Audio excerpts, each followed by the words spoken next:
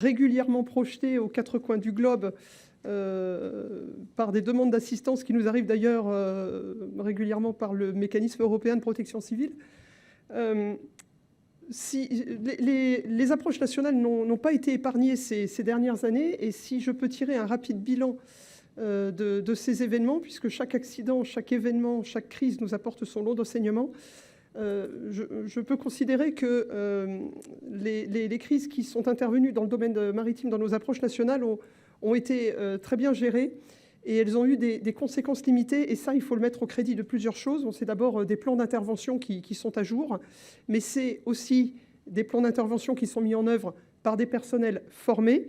Le Cedre interviendra sur ce sujet-là en fin de session. Des organisations qui sont régulièrement challengées par des scénarios, des exercices aux scénarios ambitieux. Donc c'est les exercices supérieurs que Karine Janson évoquait ce matin dans son intervention. Il s'agit de savoir travailler ensemble. Travailler ensemble, ce n'est pas seulement en interadministration, c'est aussi avec tous nos partenaires, avec les pays étrangers, donc travailler en collaboration avec les pays voisins au travers des accords de coopération, avec le soutien de l'Union européenne. Nous aurons une présentation d'une collaboration spécifique dans le domaine public-privé qui permettra de nous montrer comment on peut tirer le meilleur parti des synergies qui peuvent se dégager de ce type de collaboration. Et après le temps de l'intervention vient le temps de l'indemnisation, mais ce temps de l'indemnisation qui s'inscrit dans le temps long, la gestion du contentieux, c'est quelque chose qui doit se penser dès le début de l'intervention. Et aussi bien le secteur public que les collectivités, je pense qu'on n'est pas très bien armé pour cela, pour le moment, parce que l'indemnisation, c'est quelque chose de complexe. Et je vais demander donc à notre premier intervenant d'essayer de nous expliquer, nous aider à mieux comprendre ce système complexe de l'indemnisation. Sir, the floor is yours. Well, thank you, everyone, and thank you, Cedre, for this invitation to come to speak to you today. First of all, an apology, because I hope you can see I am not the speaker who is listed in the programme. My colleague Anna Cuesta had to miss this opportunity because she's involved in the latest incident out in the Philippines, the Princess Empress incident, so I've stood in for her today. And also another apology parce que je pense que mon français ce n'est pas assez bien pour parler pour toute la présentation, donc je vais parler en anglais. We Brits have a lot to apologise for. But in accordance with the theme of today, that of training and being prepared, one of the key areas, in addition to being prepared to actually respond to an incident, and in particular an oil spill incident from a tanker, which is what I'm going to be talking about, we need to also look at how best to get your money back, how you can recover the costs that you have incurred and the expenses which you have spent, and basically what your country has ratified under the convention, and therefore what is allowed to be recovered. At the end of the day, a government, when they're responding to a spill, can do what they like. But if they have also ratified an international convention, then obviously they need to be aware that there are certain rules, certain regulations, certain restrictions, certain opportunities also. And therefore they need to bear that in mind when they are taking those actions. So without further ado, let's move on, he says. And now it doesn't work. It worked before? And now it doesn't. Now, okay. A hard press. Okay, good. So I'm going to be talking to you on this little subject today, introducing the regime, the international compensation regime. Patricia earlier today mentioned about a number of different regimes, compensation for regimes for bunker spills. As you know, the International Maritime Organization has put in place a lot of international conventions for bunker spills, wreck removal, Athens Passenger Convention, and also the Hazardous Noxious Substances Convention, which is not yet in force. And I'll mention that towards the end of the presentation. And also you will probably be aware, no doubt you have seen, the statistics which show that the number of oil spills has fallen through the age. But one statistic which is not very well known was that at the start of the COVID pandemic, the amount of oil which was stored on tankers waiting for better arbitrage opportunities went up 6-fold. Why is that important? Well, because one of our largest spills which we dealt with, the Hebe Spirit incident in South Korea, involved a tanker which was at anchor, and it was hit by a crane barge, and that led to claims from 129,000 claimants. So the risk is still there. And as you know, just from the last gentleman's presentation from Tangier, looking at the number of vessel voyages there are going through the Straits of Gibraltar, and bearing in mind the impact of sanctions which are happening now, there are lots of STS operations going on in that area. The risk is still there. So that's what we're going to talk about now, and about how you can get your money back if an incident occurs. The compensation regime has been designed to compensate victims of pollution damage. That sounds obvious, but it has not been designed to enrich victims. It has not been designed to put victims in a better place. They are there, the compensation is there to put them into the same place they would have been in if the incident had not occurred. And I have to raise that point to manage people's expectations, just as we often have to manage victims' expectations, because it is human nature to want more. And unfortunately, we cannot pay more than that which they are entitled to. We will pay what we can, and Article 2 of the Fund Convention says that we are there, we are designed, our organisation is designed to pay compensation. However, it means that we cannot make people wealthy out of an incident occurring. And that's important because we have got personal experience of some cleanup contractors in some countries who know the system very well, and they know how their courts work, and they know what evidence they need to show the court to make it look like they have done a fantastic job. And they might have done a fantastic job, but they have charged the earth also. And that is what we cannot pay for. The regime is based on the principle of sharing the cost between various parties, key stakeholders. The ship owner, the insurer, the oil receiver who pays for the fund, and also the importance that cannot be overemphasized is that of the importance of the government themselves. The government has a role in this regime. The regime is designed to be uniformly applied across the globe. We have 120 member states which have ratified the 1992 Fund Convention.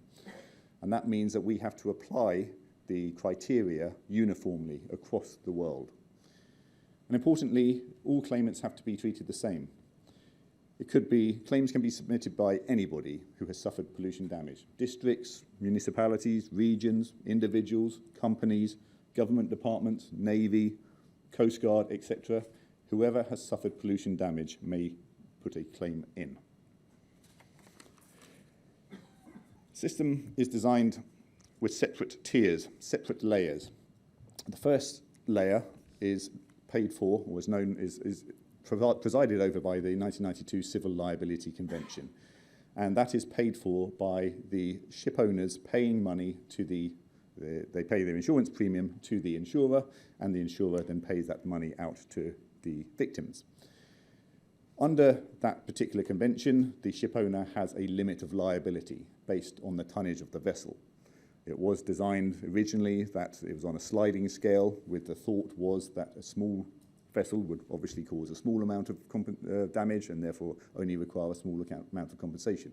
We know from experience that that is not always the case. Even small spills have the capacity to cause an awful lot of damage, depending on the location, depending on the weather, depending on the type of oil. Many different variables will impact the amount of damage.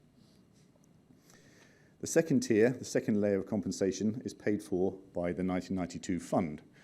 We receive our money from the receivers of oil, those contributors, some 420 oil companies who receive more than 150,000 tons of contributing oil per year. And then there is a third tier of compensation, which I'm glad to see France and all of Europe has signed up to. Those countries which have ratified the 2003 Supplementary Fund Protocol, that is paid for by the oil receivers within those countries which have ratified that protocol. There's 32 member states which have ratified that protocol, and that forms the supplementary fund.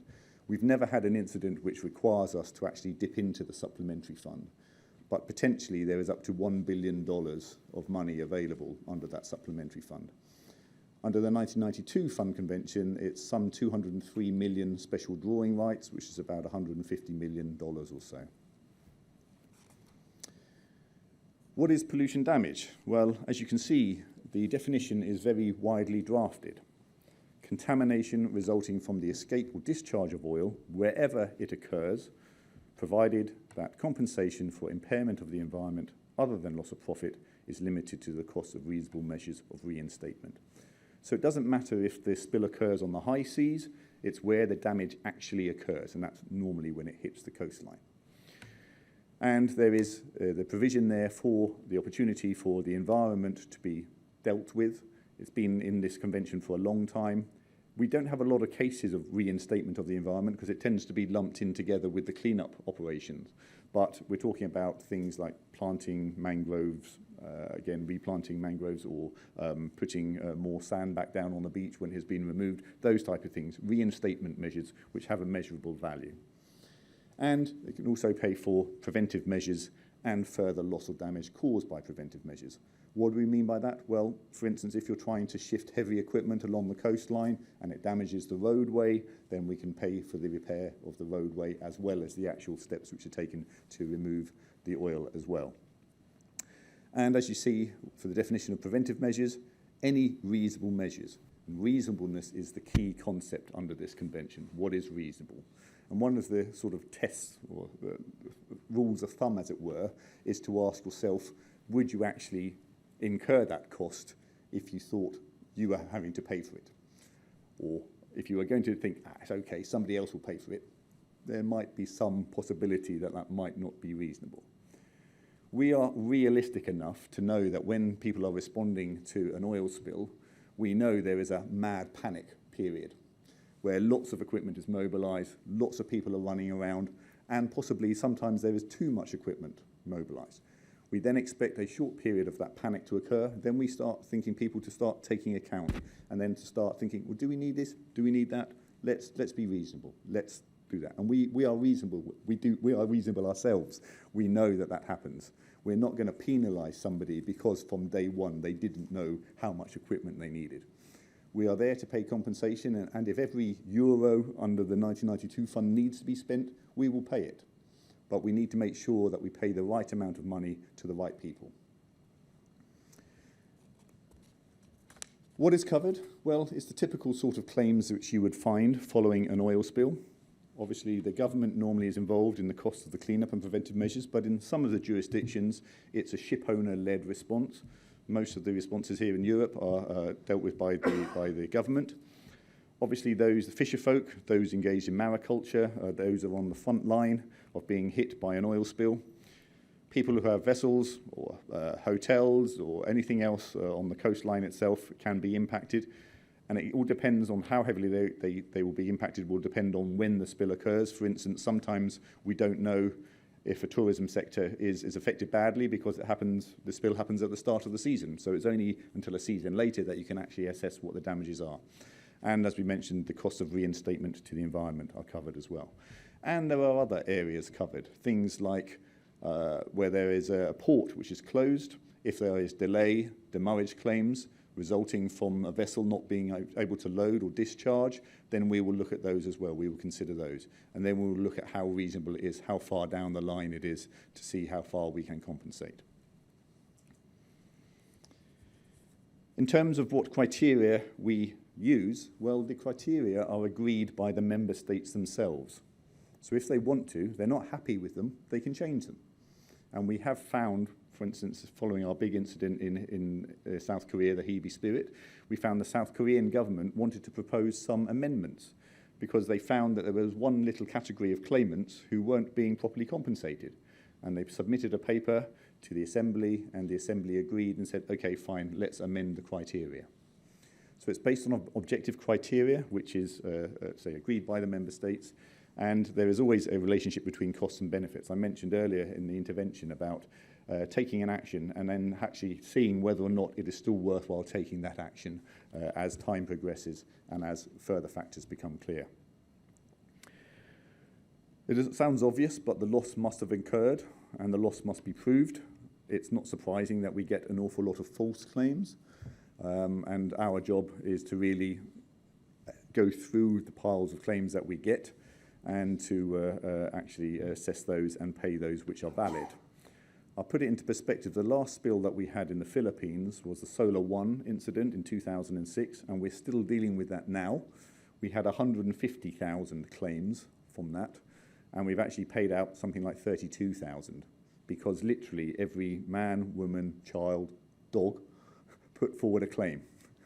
Everybody put forward claims, even if they weren't affected. We have had some incidents in some countries. I'll mention one in particular in Nigeria, where every single claimant who was a fisherman claimed that they had at least 10 to 15 nets. And when you calculated how many nets there were in a 1 kilometre stretch of water, there were something like 10,000 nets, allegedly. So this is the same across the world, unfortunately. It is human nature. So we have to be certainly a little just aware of what human nature is like. The key point also from this is that political and social considerations are outside the scope. What do we mean by that? Well, it comes back to the point I made earlier, that governments can respond how they like. If they want to spray dispersant on an oil, knowing full well that that dispersant will not work, just because it looks good to the press, that's up to them, but we will not pay for it. We had an example of a spill in Greece where a tug was just towing a single sorbent boom around behind it. It was doing nothing, but it looked good, and they put the pictures in the newspapers, but we were not going to pay for that. So, what is reasonable in the circumstances? We will assess every single claim, and we will look at every action which is undertaken. So that's a point to bear in mind, that when you are responding, bear in mind that we will be looking for every single action which is undertaken. So you need to provide us with sufficient information to enable us to see what was going through your mind at the time you took that action. Who can claim? Well, as I said earlier, anyone who's suffered damage in a member state. And ultimately, at the end of the day, the national court where this spill occurs will have the final say on the matter. But we try to avoid court where we can, because we don't want to get involved with lots of litigation. We want to try to settle the claims as best we can without incurring those costs for us and for the victims.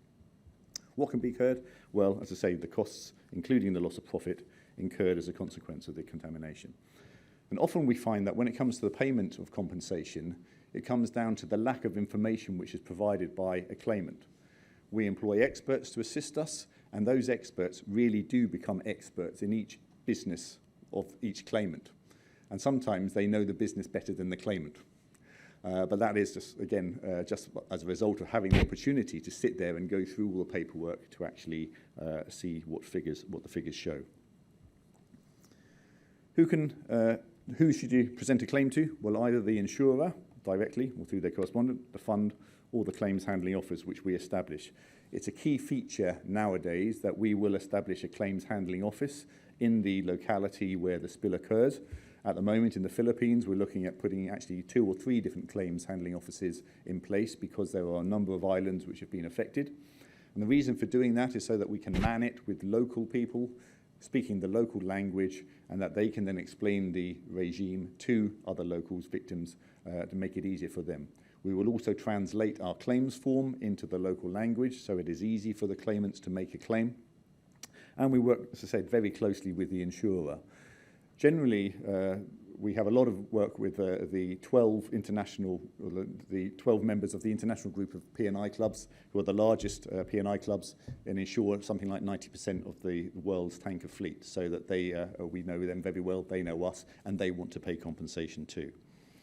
When do you pay? Well, pay as soon as possible. When do you make a claim? You should apply as soon as possible. Bear in mind a time bar. I'll come on to that in a second. It also mentioned earlier about training to local judiciary, and that is a point which we have tried to take on board.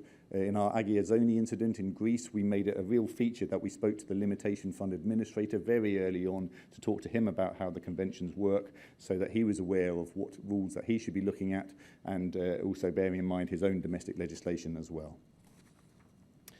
There is a time bar under the convention, a 3-year time bar from the date of damage, or a 6-year from the date of the incident.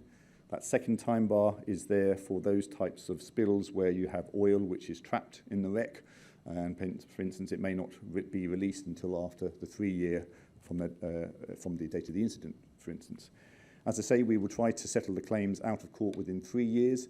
We don't like to stop claimants from making a claim because they are time barred, so we will actually write to claimants if they haven't settled their claim, and we will tell them to start legal proceedings, and that way that they can preserve their right to bring a claim, and then we can then stay those legal proceedings and then get on with trying to settle their claim without incurring the costs.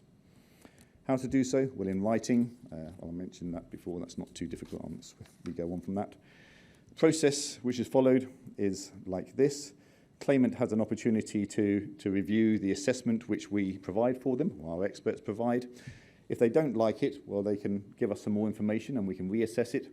Ultimately, if they don't like it, then they can go to court. But experience has shown that actually vast majority of judges agree with our assessments because they know that we are trying to put the claimant back into the same position they would have been in if the spill had not occurred. For clean-up claims, the first bit of advice, really the slide speaks for itself, but the best bit of advice is to say appoint somebody to follow around the incident commander and take a note of every decision he makes. And that way, subsequently, down the line, 2 years, 3 years, however long it may be, when the claim is actually put forward, you've got some record there of actually showing why that decision was taken, why that equipment was mobilised, why those staff were moved. It's really obvious advice, but it saves people a lot of effort down the line. We found in the Erica incident, actually, that when the French government claim, which was 250,000 pages long, when we came to assess that, many of the people who put the claim together had moved on, and they were no longer able to answer our questions. So make sure you have somebody there to actually put the claim forward and support it properly. Just bear in mind those questions that need to be answered when you're putting a claim forward. By who, what for, how much, etc., etc. All speaks for itself. When it comes to property damage, well, again, we would look for some further information there. How often the equipment is repaired, cleaned, etc., etc. And also the age of the damaged items, because we cannot replace new for old. We can give you a value for something which is perhaps 5, 10 years old, whatever it may be. Again, with fisheries, we need to look a little bit more closely, or those involved in the mariculture. We need to look at the breakdown, the monthly breakdown of the quantity of each marine product caught, harvested or processed, because obviously there is natural predation in those types of industries, and we need to see how the industry is going up or going down, so we need to put them back into the same situation they would have been in. Those points are all very obvious. I'm not going to spell those again, just time is short. In terms of the experts, well, we appoint international experts and we appoint local experts. We rely on them very closely, and we're very pleased with the experts that we use. Cedre, ITOF, we use them a lot. And at the end of the day, their advice is advice. It is always the club and the fund which makes the final decision. In terms of background information, you can find all that at our website, iapcfunds.org. You can find an awful lot of information about our ongoing incidents and our past incidents. And also, we do an awful lot of other workshops and tabletop exercises as well. We've done 130 or so in the last 5 years. Bear in mind, there's only about 4 or 5 of us which travel, so we are quite busy. But we try and do as much as we can. Various geographical regions which are covered. Sometimes we do regional, sub-regional meetings in conjunction with the IMO as well, and with IPCA, for instance. So we'll try to cover as much of the world as we can. Bear in mind, some places need sometimes more work than others. We have a lot of information available on our website. Again, you can download all of those brochures there and all of those guidelines specifically for member states. One last thing I'd like to just mention very quickly, some of the issues which we are facing, because not only dealing with the incidents, but we have some of the other big issues here. The first one, or the one I'm going to mention in particular, is that of sanctions. As you saw, as I mentioned earlier, we know there are something like 600 vessels now involved in the ghost or dark fleet, as it's referred to, which are involved in sanctions busting. We know that there's an awful lot of STS operations going on in open waters. We know that a lot of the vessels involved are very old as well. And we know that those vessels are also choosing to change flag and go to flags of convenience where the